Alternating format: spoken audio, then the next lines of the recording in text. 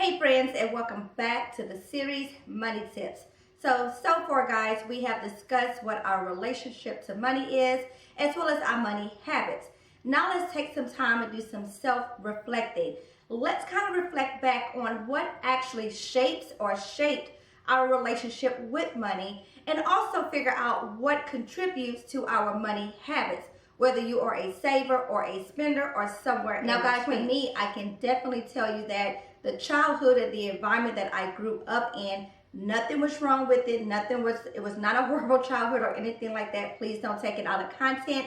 But I was raised with a single mother who did the very best she could with the resources she had. But there were definitely times that we went without basic necessities, from lights to water to toilet paper. I remember times where we had to borrow toilet paper. How in the heck do you borrow toilet paper? Anyways, back on topic. So definitely for me, my relationship with money, I know for a fact, pinpoints to times in my childhood where I went without with things and so on. So it taught me indirectly, I don't even know if my mother realizes this, but indirectly, it taught me to feel as though money represents security. So I know that's where that comes from for me. Now, as it pertains to my money habits, these develop over time.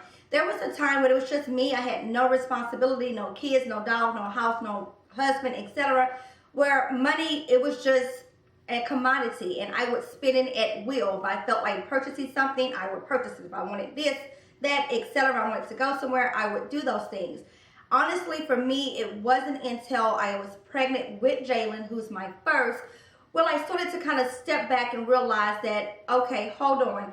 All this time, from roughly 16 years of age, I have been working full-time jobs, making some really decent income for a 16, 17, 18-year-old, and I had absolutely nothing to show for it. Here I am pregnant, happy to move back in with my aunts because I couldn't afford to continue to stay on my own. Story for the day. But that definitely was the point where I started changing my money habits, where I started realizing that I need to really figure out how to budget money and hold on to it. I looked around at the women in my life. I was raised mostly by women. There were a few male figures, but mostly women. So I started looking at them, trying to see what it is that they did, they didn't do, etc. And I discovered a lot of flaws, I would say. And again, no disrespect to anyone, but with one of my aunts, she was definitely a cash hoarder. I remember there would be times that I would go into her glove department in her car, open it up, and she had stacks of cash. Why? Why is there money just sitting here in your glove department? And you know, her story is, or her statement would always be, oh girl, put that back, that's for a rainy day. And I could never understand that. But that just, for some reason, I picked that habit up. And that's where I know I get the hoarding cash from, if you will. Same thing with my mom. I remember, back in the day, she would have a lump sum of money tucked underneath her mattress. Don't understand that. It's like there are banks for a reason. Why do you do that? But again, I understand that's where I kind of got some of those habits from.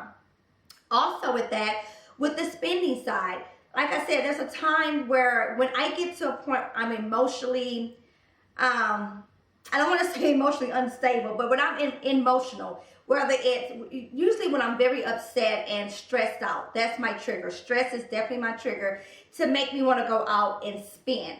And that's something I have learned about myself. It's something I constantly have to safeguard and watch with myself, because life knows, we all know that life can be very stressful at times. And if I just relied on stress and I spent money every time I was stressed, I would be completely broke. No kidding. But anyways, so guys, that's my one question. Well, my two questions to you today is to take some time to kind of self-reflect and figure out what exactly shaped and shapes your relationship with money, and what contribute to your current money habits.